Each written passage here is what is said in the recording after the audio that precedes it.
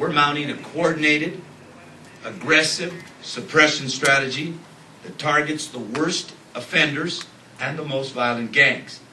And we're coming at them with everything we have. We're converging local, state, federal, and even international effort. Those of you who saw yesterday's international conference, the first of its kind anywhere in the United States, focused here in Los Angeles because many of the gangs that start here, from 18th Street to MS to the Crips and the Bloods, started here in Los Angeles, went across the country, and in the case of the first two, have gone to Mexico, Latin America, and beyond. So we're coordinating our efforts. We're placing an LA gang member on the FBI 10 Most Wanted list.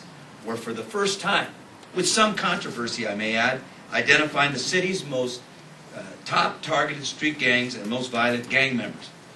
I'm pleased to announce that Councilmember Cardenas, who's here today, will lead the effort on the council floor to authorize rewards for the arrest and conviction of these most violent offenders. And we're engaging in a community, the entire community in this effort. You know, we talk about community policing and the role of every officer in that effort, the role of our community policing personnel. But this strategy is going to focus on a broader community policing, engaging all of the community in this effort. The suppression strategy, as Chief Bratton said very well, can't wait. We're beginning it now. It's unprecedented in its scope and its level of coordination with other law enforcement efforts, and I can tell you it will be effective, and it'll be effective because of all of you.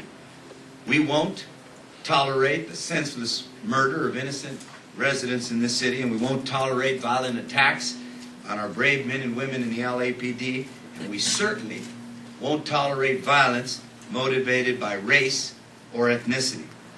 No one should have fear for their life because of the color of their skin, not in our city, not in this great country, and certainly not here in the San Fernando Valley. Our objective is to reduce gang crime in our neighborhoods, and suppressing violent street gangs is the necessary first step. But enforcement alone is not enough. It was mentioned yesterday when I was introduced by FBI agent loosely that I grew up on the east side in a tough neighborhood, and I did.